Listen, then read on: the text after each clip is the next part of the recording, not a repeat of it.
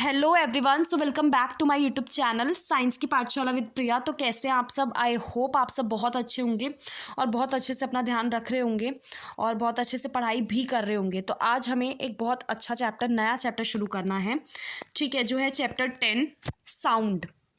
ठीक है, तो बिना किसी देरी के हम इसको शुरू करेंगे। बट उससे पहले मैं आपको एक चीज़ बोलना चाहती हूँ कि अगर आप में से कोई भी जैसे कमेंट सेक्शन में कोई क्वेश्चन पूछता है तो प्लीज़ सबसे पहले ये इंश्योर कीजिए कि वो क्वेश्चन बिल्कुल सही हो और आपने जो लिखा है वो ऐसी लैंग्वेज में लिखा है जो बिल्कुल आप समझ में आ रही है सामने वाले को। मतलब या तो अगर आपको इंग्लिश नहीं आ रही तो आप हिंदी में लिखिए, उसमें कोई बहुत बड़ी बात नहीं है। ठीक है, या फिर अगर इंग्लिश में लिख रहे हैं तो प्रॉपरली सही लिखिए, क्योंकि कुछ मुझे टर्म्स हैं जो समझ ही नहीं आती कि आप कहना क्या चाह रहे हैं, पूछना क्या चाह रहे हैं, तो मैं कैसे आपको आंसर दूंगी। तो प्लीज़ इसका ध्यान रखिएगा। ठीक है, तो आइए अब आगे शुरू करते हैं। अब इसमें है कि how do you come to know that a period is over in your school. ठीक है, मतलब आपको कैसे पता चलता है। हम जैसे कि जब हम स्कूल में थे तो क्या होता था, जैसे कि आपका एक पीरियड हुआ 1 घंटे का, फिर उसके बाद मतलब 45 मिनट्स, फिर अगला, फिर बेल बजती थी, अरे फिर सेकंड पीरियड शुरू हो जाता था। और जब लास्ट पीरियड होता था तो बेल टन टन टन टन बजती थी, फिर आप भाग जाते थे। तो ऐसे पता चलता था कि हाँ अब ओवर हो चुका है period.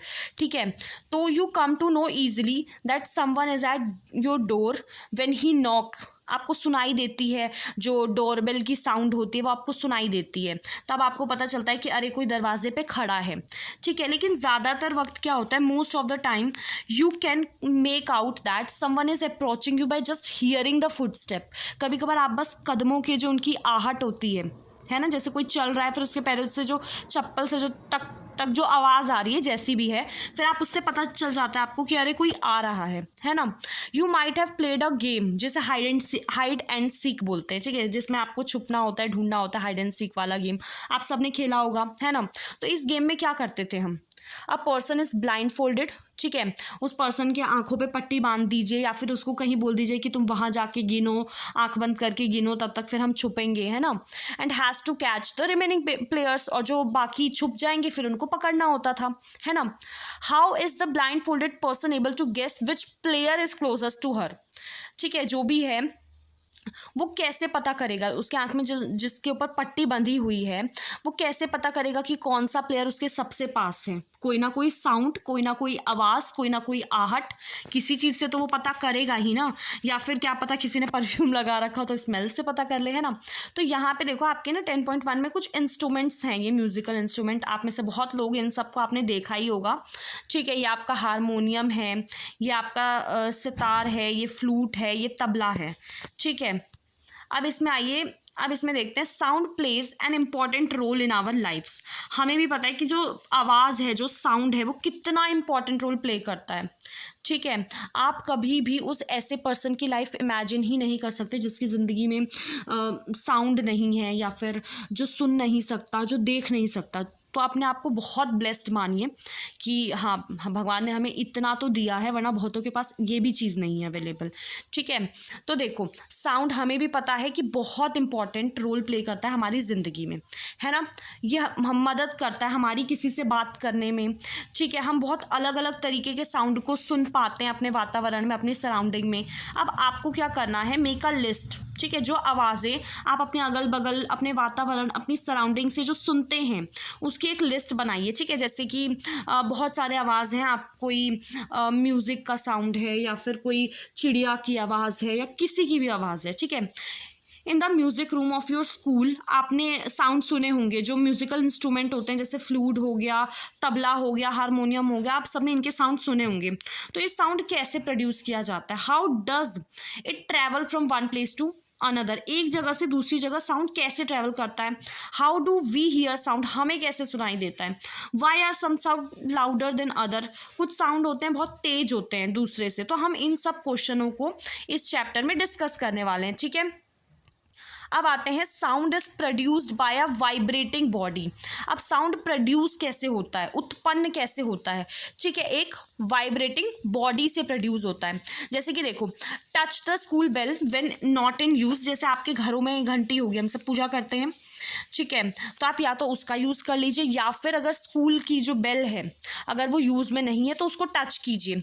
What do you feel, आपको क्या महसूस होगा। अगेन टच इट, जब वो साउंड प्रोड्यूस कर रहा है तब उसको टच कीजिए, तब आपको ना महसूस होगा कि वो कहीं ना कहीं वाइब्रेट कर रही है, कहीं ना कहीं ऐसे करके एक वाइब्रेशन समझते हैं ना, जैसे आप अपने फ़ोन को वाइब्रेटिंग मोड पे लगाइए और किसी का कॉल आए तो आप वो जो झंझनाहट ऐसे आपका फ़ोन हिलने लगता है, वो वाइब्रेट होता है ना।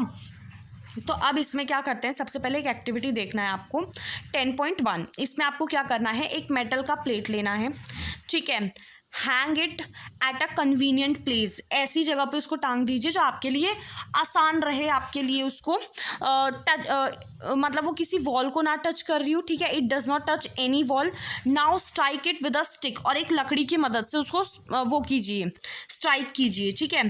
तो do you here a sound, क्या आपको एक साउंड सुनाई दे रहा है? टच द प्लेट और pan gently with your finger, जैसे देखो अब इस लड़के ने किया है, ठीक है। हम जैसे झूला टांगते हैं ना अपने घर के बीचों बीच में, किसी भी दीवार से टच नहीं होना चाहिए, ठीक है। तो इसने क्या किया, इसने जिसमें चावल बना रहे हैं या जो भी बनाते हैं, इसने वो वाला पैन लिया और लटका दिया। उसके बाद इसने क्या किया, स्टिक का यूज़ करके उसको ऐसे करके मारा। तो ये तो इतना ईजी है कि आप अपने घर में इसको परफॉर्म कर सकते हैं, ठीक है। Again strike the plate with a stick और टाइटली होल्ड करके रखिए अपने हाथ से इमीडिएटली आफ्टर द स्ट्राइकिंग। तो do you still here the sound, क्या आपको अभी भी साउंड सुनाई दे रहा है? तो आपको क्या करना है, प्लेट को टच करना है, जब वो साउंड प्रोड्यूस करना बंद कर दे तो आपको वाइब्रेशन फील होगी, ठीक है।